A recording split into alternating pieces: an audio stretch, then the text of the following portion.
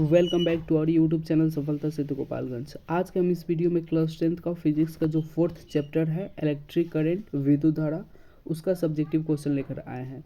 Chapter first, second और third का already video upload किया जा चुका है, आप लोग जाकर प्लेलिस्ट चेक कर सकते हैं। इस वीडियो में आपके आगामी परीक्षाओं को ध्यान में रखते हुए काफ़ी महत्वपूर्ण प्रश्न तैयार किया गया है, जो आपके एग्जाम में निश्चित ही इसी से प्रश्न पूछे जाएंगे। ठीक है, तो एकदम सावधानीपूर्वक सारे प्रश्नों को आप लोग जरूर करें। देखिए फर्स्ट क्वेश्चन क्या है। फर्स्ट क्वेश्चन पूछा है विद्युत आवेश क्या है, विद्युत आवेश कितने प्रकार के होते हैं। ठीक है, देखते हैं इसका आंसर क्या होने वाला है। विद्युत आवेश किसी पदार्थ का एक भौतिक गुण है जो विद्युत और चुंबकीय क्षेत्रों में बल का अनुभव कराता है। ठीक है, विद्युत आवेश दो प्रकार का होता है, एक धन आवेश, दूसरा ऋण आवेश। ठीक है, और एक चीज़ आप लोग जानते भी होंगे, नहीं जानते होंगे तो ज़रूर ध्यान में रखिएगा। अगर दो समान आवेश हो, जैसे कहने का मतलब है दो सिर्फ धन आवेश हो, तो इनके बीच जो होगा ना वो प्रतिकर्षण होगा, यानी दोनों एक दूसरे से दूर भागेंगे।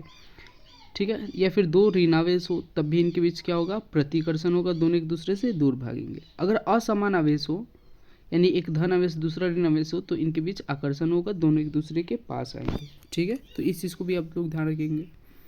नेक्स्ट जो क्वेश्चन पूछा वो पूछा विद्युत धारा क्या है, इसका मात्रक तथा समीकरण लिखें। देखिए इसका आंसर क्या होने वाला है। प्रति इकाई समय में प्रवाहित होने वाले आवेश को विद्युत धारा कहते हैं। इसे I से सूचित करते हैं। यदि Q आवेश किसी चालक से T समय में प्रवाहित हो रहा है तो विद्युत धारा I इक्वल टू आवेश बटा समय होगा। ठीक है, यानी I इक्वल टू क्या होगा, Q बाई T हो जाएगा आपका।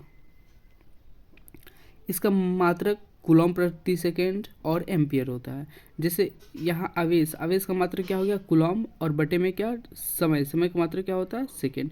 तो कूलॉम प्रति सेकेंड भी होता है, साथ ही साथ एम्पियर भी होता है। तो दोनों मात्रक आप लोग जरूर ध्यान रखिए। नेक्स्ट क्वेश्चन क्या है, हालांकि यहाँ नंबरिंग थोड़ा गड़बड़ हो गया, आप लोग सुधार कर सकते हैं। एम्पियर की परिभाषा दें। एम्पियर विद्युत धारा की एसआई इकाई है जो किसी चालक में प्रति सेकंड प्रवाहित होने वाले विद्युत आवेश कूलॉम की दर को मापती है। ठीक है, नेक्स्ट क्वेश्चन है विद्युत धारा की प्रबलता की परिभाषा दें। तो विद्युत धारा का प्रबलता किसे कहते हैं, किसी चालक के अनुप्रस्थ काट से इकाई समय में प्रवाहित होने वाले विद्युत आवेश के परिमाण को विद्युत धारा की प्रबलता कहते हैं। अर्थात यह बताता है कि एक सेकंड में किसी बिंदु से कितना आवेश गुजरता है, एक सेकंड में किसी बिंदु से कितना आवेश गुजरता है, ये आपका विद्युत धारा की प्रबलता ही बताता है। ये काफ़ी इंपॉर्टेंट क्वेश्चन होने वाला है। चालक, अचालक, अर्धचालक और अतिचालक से आप क्या समझते हैं, उदाहरण सहित परिभाषित करें। ठीक है, तो सबके बारे में देखते हैं हम लोग। सबसे पहले देखते हैं चालक। तो वैसा पदार्थ जिससे होकर विद्युत धारा प्रवाहित होती है उसे चालक कहते हैं। जैसे लोहा हो गया, तांबा हो गया, आपका एल्युमिनियम हो गया, उससे भी विद्युत धारा प्रवाहित होता है, वो भी आपका एक चालक का उदाहरण है।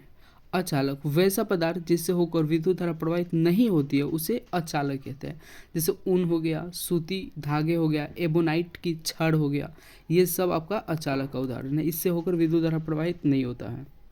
ठीक है, फिर बोला है अर्धचालक। अर्धचालक वैसा पदार्थ जिसकी, हाँ जिसकी कर लीजिएगा, चालकता चालक पदार्थों से कम और अचालक पदार्थों से अधिक होती है उसे अर्धचालक कहते हैं। जैसे सिलिकॉन और जर्मेनियम हो गया।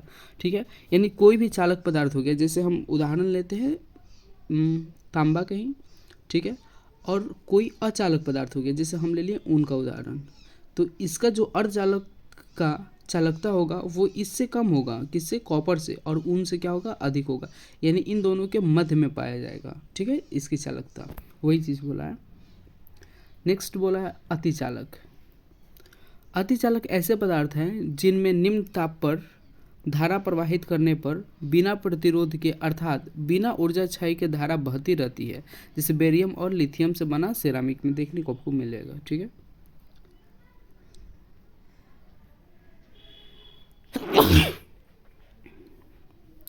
नेक्स्ट क्वेश्चन क्या है, विभव से आप क्या समझते हैं, इसका मात्रक लिखिए। ठीक है, किसी बिंदु पर विद्युत विभव वह कार्य है जो इकाई धन आवेश को अनंत से उस बिंदु तक लाने में किया जाता है।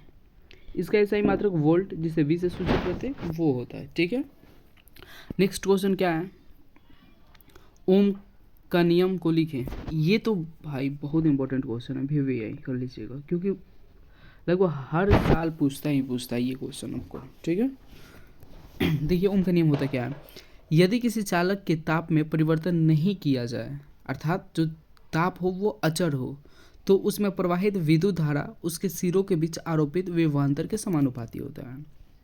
ठीक है, जो विद्युत धारा होगा वो विभवांतर के समानुपाती होगा, जैसे कि आपको यहाँ पे देखने को मिल रहा है भी समानुपाती है किसके, आई के। ठीक है, अब आपको एक चीज़ पता है, जब भी समानुपाती का चिन्ह हटता है तो कोई ना कोई एक नियतांक आता है, कांस्टेंट आता है। ठीक है, तो यहाँ पे जो समानुपाती का चिन्ह हटेगा वो आर नियतांक आता है, जिसे हम लोग प्रतिरोध नियतांक कहते हैं। तो भी इक्वल टू आई आर हो गया। फिर नेक्स्ट क्वेश्चन क्या है, किसी चालक का प्रतिरोध किन किन बातों पर निर्भर करता है। ठीक है, किसी चालक का प्रतिरोध निम्नलिखित बातों पर निर्भर करता है। वो कौन कौन सी बातें हैं देखें, चालक की लंबाई, अनुप्रस्थ काट का क्षेत्रफल और चालक की प्रकृति। इन सारे बातों पे किसी चालक का प्रतिरोध निर्भर करता है। ये लास्ट आपका क्वेश्चन होने वाला है।